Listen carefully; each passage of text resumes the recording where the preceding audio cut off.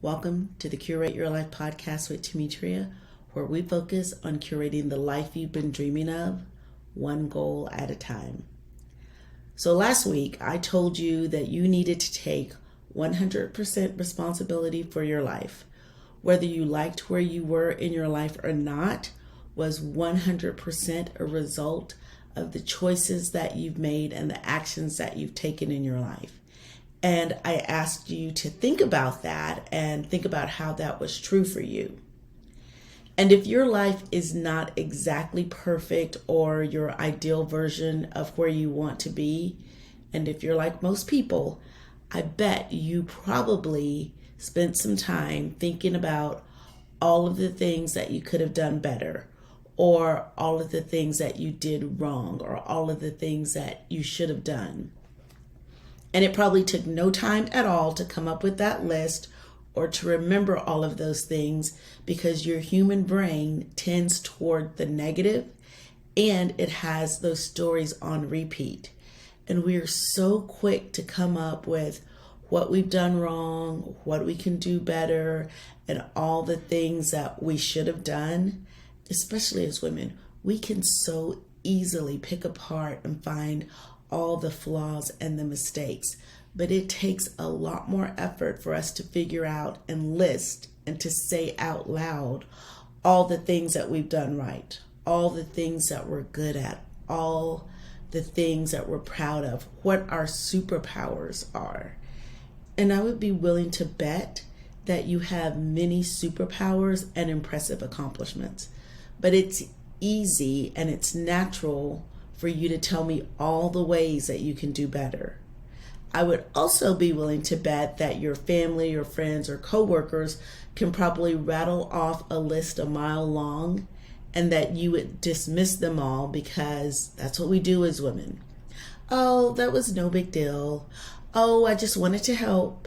Oh, it just needed to be done, so I took care of it.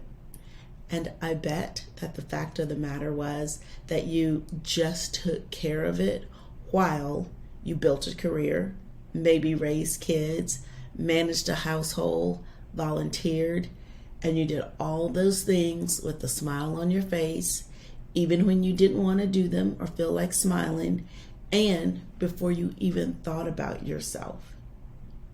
So I think it would be fantastic if you would stop and put pen to paper so you have it to look back on, or maybe get out your phone and do a voice memo so you can listen back to it and list all of your accomplishments, everything that you've done to date, big and small, everything that you're proud of, all the times when you surprised yourself because you didn't really think that you could do it, but you did, all the times that it was hard, but you did it anyway, all the victories that you snatched from the jaws of defeat, all the times when life knocked you down and you got back up. Because I know you have probably done some remarkable things. And honestly, right now, I'm thinking about relatives and friends that I know and the things that they've done, and they shrug those things off, and they have done some remarkable things. And I know we were raised to be nice and polite and ladylike, and the boys were raised to be tough and winners and go-getters and to be strong. Well, guess what? We can be all of those things. We can be nice and polite and ladylike, badass ladylike. We can be tough, winning, strong, go-getters. And we can do this for ourselves, and it's important that we do this for ourselves, that we stand tall and in all of our glory and without apology. But we really need to normalize this for our daughters so we can move on to bigger and better and more important conversations than taking up space. We have bigger, more important things to do. And my rant is over there. But I want to leave you with an assignment, should you choose to accept it, but I think you should. I want you to blow your own horn, and I want you to do it loudly, and I want you to do it often. And you need to do this because As you go along, getting all those things done, taking care of all those people, taking on all of those responsibilities, you're so focused on getting it all done and getting to the next thing that you don't stop to celebrate what you've accomplished. You just check the thing off the list and then you're like, what's next? And you're moving on. And I know this, and this really became apparent to me because I have created a space in the Curate Your Life Facebook group.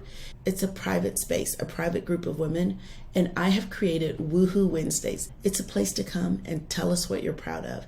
Tell us what went well. Tell us what you accomplished during the week. It's a place to come and toot your own horn, and it's a safe place. It's a private Facebook group. And guess what? Crickets. Crickets. We rarely have anybody other than me listing things in there, saying what they're proud of, saying what they accomplished, or what they're happy about even. And it may be because of the algorithm. I doubt it. I think it's because we've been socialized not to toot our own horns. But I want to change that. If you need a safe place, a welcoming place to toot your horn, come and join us. Come over to the Curate Your Life Facebook group and toot your horn. Let me know on Woohoo Wednesdays or any day of the week what you're doing, what you're proud of, what you want to celebrate. And if you want to talk about why you don't want to toot your own horn, or maybe you don't know how, or if you have something that you want to accomplish and then toot your horn, schedule a consultation with me. I'll be happy to talk to you about it. Until next time.